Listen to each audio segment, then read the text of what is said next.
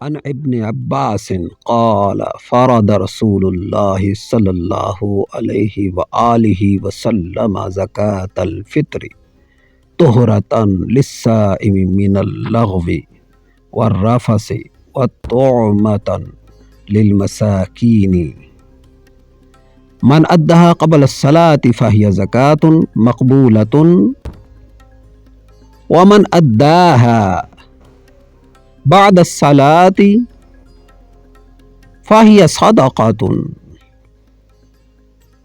من الصدقات رواہ ابو داؤد۔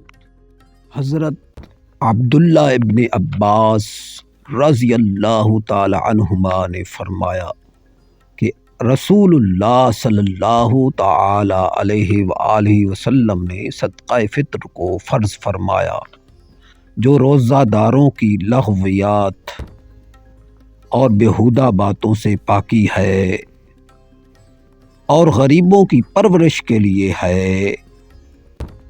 جس نے نماز عید سے پہلے اسے ادا کیا تو یہ مقبول زکوٰۃ ہے، اور جس نے اسے نماز عید کے بعد ادا کیا تو یہ دوسرے صدقات کی طرح ایک صدقہ ہے۔ بات کی جائے صدقہ فطر کی مقدار کی تو صدقہ فطر کی مقدار گندم کے اعتبار سے 2.25 کلو گرام گندم احتیاطاً 2 کلو گندم، اور گندم کا آٹا بھی بطور صدقہ فطر ادا کیا جا سکتا ہے۔ بات کی جائے جو، کھجور اور کشمش کے اعتبار سے یہی اشیاء 3.5 کلو یا ان کے 3.5 کلو کی بازار میں جو قیمت ہے وہ ادا کی جائے گی۔ اس سال رمضان المبارک 1446 ہجری بمطابق مارچ 2025 عیسوی فطرانے کی مقدار رقم کے اعتبار سے کچھ اس طرح ہوگی۔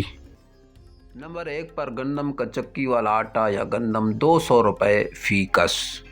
نمبر 2 جو 700 روپے فی کس، جو کے اعتبار سے آپ دیں گے فی افراد۔ کھجور 2400 روپے فی افراد کے اعتبار سے، یعنی درمیانی درجے کی کھجور کی قیمت کا اعتبار ہوگا۔